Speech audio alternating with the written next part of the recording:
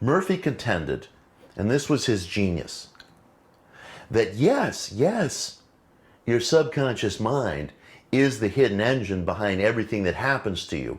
And yes, there may be complexes and false beliefs and assumptions and beliefs that foment a sense of inferiority that are lodged within this subconscious mind, but there's something much more.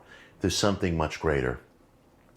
Murphy came to believe that, in fact, the subconscious mind is a kind of outlet of metaphysical expression, and it formulates everything that happens to you in your world, from physical wellness to the nature of your relationships to the sums of money that you earn.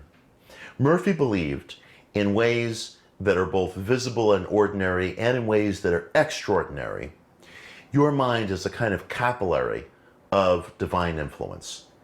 He updated an idea that had existed among the ancient Egyptians and among the ancient Greeks, that all of life is produced by a kind of higher intelligence, by a great overmind, or nous, as the Greeks referred to it. Ralph Waldo Emerson called it the oversoul. Napoleon Hill called it infinite intelligence. That all of reality is the product of a great higher mind. And this great intellect, which is called God in Scripture and in other religious texts, uses humanity, uses the individual as its media of creation.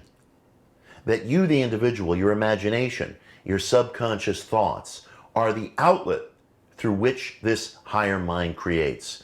And you, the individual, the creator, that which is created in the image of the higher, you have the actual creative capacity of shaping and formulating the directions in which that subconscious mind will travel.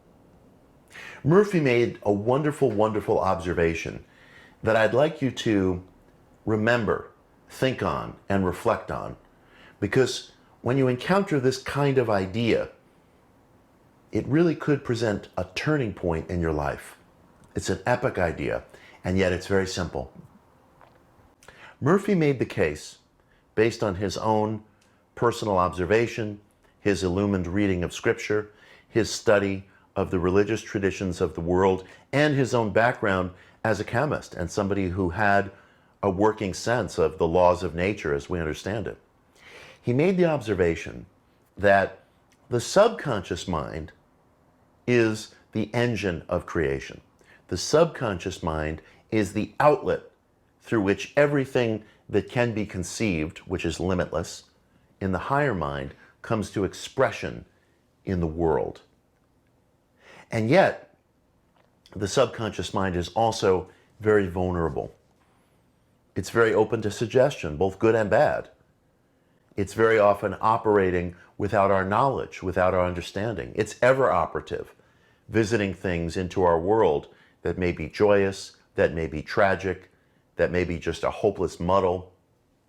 And he said that the job of the conscious mind, the job of your everyday working mind, the mind that you use to make lists, read maps, get from one place to another, study for things, is to protect the subconscious mind.